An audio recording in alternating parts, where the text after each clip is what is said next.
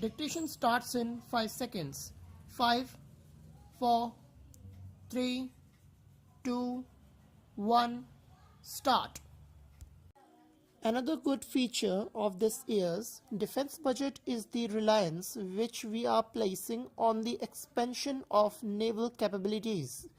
This is a very welcome feature and I think it is much long overdue because we have a vast coastline, a vast area which we call the Indian Sea and other commitments of that nature, and we must strengthen our naval forces so that we might be able to protect our national interest on the high seas as well as the coast.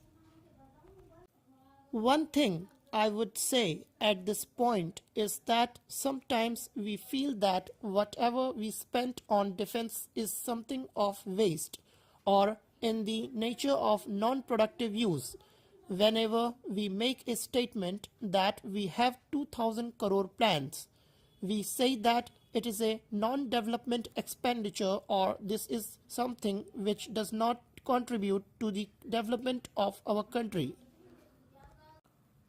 Probably it does not do in that sense, but if you see our defense production program, the way it has strengthened our industrial base, the way it has trained our technical manpower in all these new techniques, that by itself is a great asset from the economic or social or technological point of view.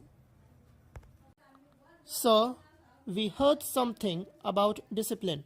It is true that discipline is very necessary in any aspect of national life, and in our army, we have the best and the most disciplined group in our national life.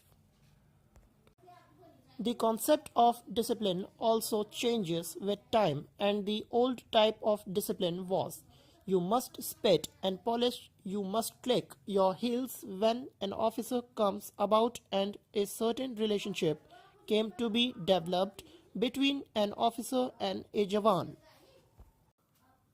I would say with very great humility that this is outmoded in the present context of our society and our national position.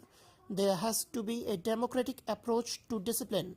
I maintain that there is something like a democratic discipline, a discipline which arises not merely out of the relationship of superior and inferior persons in the services, ranks, but out of mutual respects. About the institutions like Bat Boy and Orderlies, I would not like to go into that because it is a delicate subject, but I think particularly the senior officers should do some rethinking on that subject to see that what relationship they want to have with Jawans or the service people. Sir, we are very grateful that this opportunity has been provided to this House to debate the working of the Defense Ministry. As a matter of fact, we are discussing other ministries also, which seems to be a new procedure in our House, and it has to be welcomed all the more.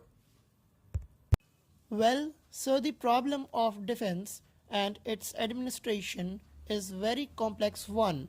The relationship that the service chiefs should have with the civil administrators is really a very delicate matter, and I think some very healthy and useful convention should be established so that there could be a meaningful administration at all levels.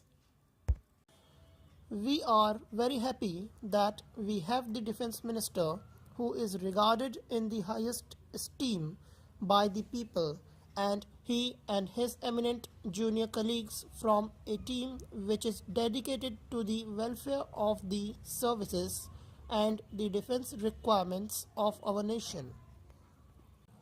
I think we should give them all possible strength in the good work that they are doing so that they may be able to improve the working of our vast and varied defense forces to make them better instrument of our national security. So, Many new methods are being evolved for keeping a close touch between the minister and the army chiefs or the service chiefs, which is very useful. Weekly meetings are held between service chiefs